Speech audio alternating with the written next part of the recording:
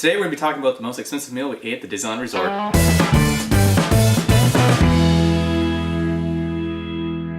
I'm Eric. And I'm Jeff. And we are the Mistaken Brothers. So last week we went to Disneyland Resort where we had the most expensive meal we have ever eaten. Yes. And this is usually because around this time of year we usually go to VidCon. And the first time we went to VidCon a few years ago, we did a dinner at the Blue Bayou, just the two of us. And last year, your wife, well, then at the time, it was your fiance At the time. We went to the Carthay Circle, and this year we went to the Napa Rose and the Grand Californian. And this is kind of a little bit of an appreciation dinner for dealing with me throughout the year because I could be very hard, a little bit tough to work with. You could be sometimes. Yes. So today we're going to talk about the meal we ate there because it was really, really delicious. Our mouths were just watering the whole time Yes. just eating this. And then at the very end of this, we'll do a comparison between the Blue Bayou, Carthay Circle, and of course, the Napa Rose. Let's get started. Okay, so the first thing that came out to our table was obviously some bread. I mean, every great restaurant has to have bread as, a first thing that comes out to your table. Something to give to you while you wait for your food. Yeah, exactly. We had 3 different types of bread. We had like a French or sourdough like baguette roll type thing, like a little miniature roll. Mm-hmm. We had another type of bread. I can't remember what it was called, but it's like a bread with like grilled onions in it. Oh yeah, that one was That was really good. And then we had a third bread, which was like a pita with like cheese on top of it. It's like Parmesan cheese. It was like Parmesan cheese and like, I think maybe a little bit of parsley or something like that. Or Yes. something on there. And then, as you need, butter. Butter goes with bread. Yes, the butter that is in big giant wedges that look like cheese. Yes. All right, the next thing we got out was courtesy of the chef, which was basically a little bit of an amuse-bouche. Yeah, so it was kind of weird to say, but yeah, It's a very fun word to say. It's like as you could say, like a little shot glass, but Yeah, so it was basically crab with a little bit of caviar on top of it, and then pineapple. it's like a pineapple, Like salsa-ish. Yeah, at the very bottom. Yeah. It was really, I would say probably out of everything we ate that night, I'm gonna put this probably at the bottom of my list. Yeah. It wasn't bad. It was really good. No, it was good. It's just I feel like it wasn't as up to the level of everything else that we ate at that restaurant. Because that restaurant's some really good food. I mean, it came out in, I guess, sizable portions. It was kind of small, but having those 4 It's dishes a was amuse-bouche. good. It's supposed to be like But one bite. Yeah. That's what it's designed to be. It's just, I felt like I just couldn't get much out of it. Yeah, I felt like it had good acidity with the crab and everything. It was pretty good, tasty. So, but once again, I put it at the very bottom of the list. So what Jeff and I actually ordered for our main course was actually a 4-course thing called the Vintner's table, and we also optionally added onto it the wine flight. Which was called a flight of 4 wines. So we had a wine with every dish we had. Yes. So the very first dish that came out was a pan-seared John Dory with a leek and shrimp broth, which was really good. Now, the best thing about that was the fish was nice and moist in the middle of it. It was perfect. It was flaky and falling apart. Perfect, like, crisp on the top. Yes, the outside of it was so nice and crispy. It offered a really good textural difference between the fish and the inside, and then you had the leeks below it, which is kind of still had some bite to it. Everything perfectly seasoned on there. And now the two of us, we don't really drink that often, and wine especially.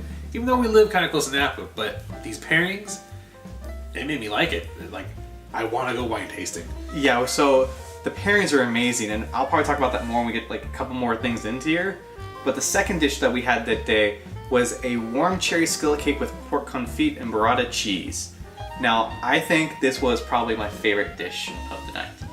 That was that. This was like the nice, very slow cooked pork. Oh yeah, that. And then had that. I was like, oh, what is this? It's really good. So it's like a nice, slow cooked piece of pork on it, and then you had the acidity and the tartness from those cherries on top of it that gave it a really good flavor. Yes, and that cake too, just the cake cake at the bottom together, and that cheese. Yes, the cheese and all melting gooey over that cake. And that meat just fell apart. Yes, so it was amazing. And the best pork I've ever had. I mean, this whole meal was the best thing I've ever had, but the best pork I've ever had too. And then you had the wine pairing with that, which then took that tartness from the cherries and kind of got cut by the tart from the wine, so it wasn't as tart or powerful anymore. It was perfect combined together.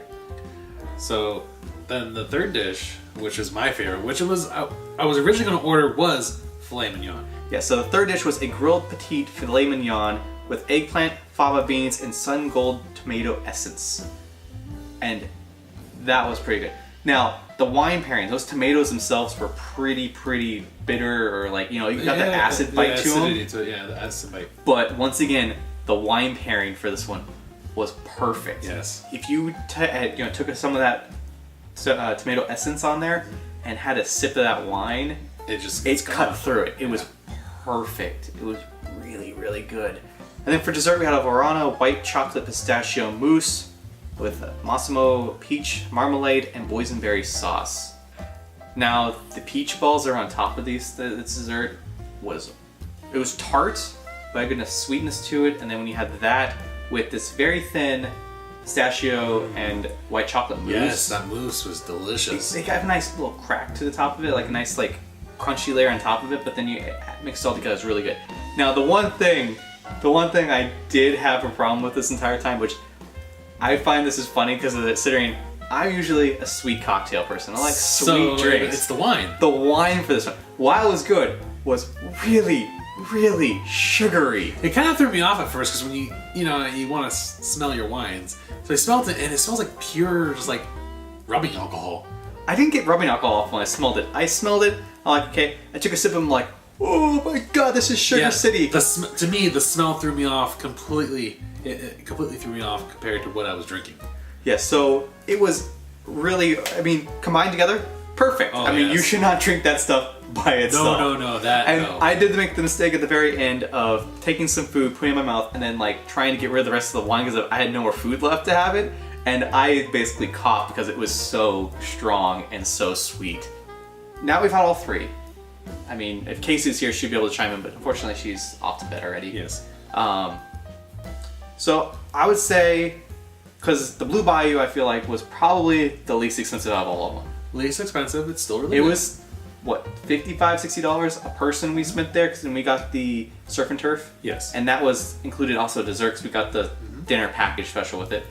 The next year we went to Carthay Circle, and I want to say the prices are marginally more expensive at the Carthay Circle than it was at Blue Bayou, but not much. And then you go to Napa Rose, which is exponentially more expensive than both of them.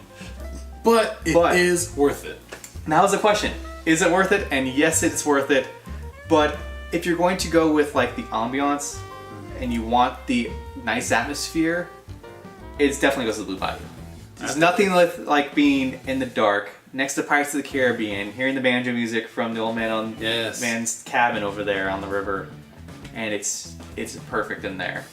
But if you want really, really, really good, expensive food and you have a little bit of money to splurge, definitely recommend going to Napa Rose at the Grand Californian. Anyway, guys, that does it for this video. If you want to see another video like this in the future, maybe we'll talk about our experience at the Carthay Circle in Blue Bayou. Hit that thumbs up button that lets us know if we produce another video like this in the future. If you haven't already, hit the subscribe button. If you are subscribed, hit that bell notification icon to get notified every Monday, Wednesday, and Friday when there's new videos at New Pacific. And we do have a bunch of videos out, so please share our videos. Yes, and later this week, on Wednesday, we'll have a vlog from Disneyland. We'll have, some more of our memories from there. And then on Friday, we have a special challenge where we play the games of the Paradise Pier Boardwalk. Will this be Eric's final loss? Or will Jeff finally tie it up by losing this game? Only we know right now. They'll have to find out on Friday. Anyway, until then, I'm Eric. And I'm Jeff. Thanks for watching.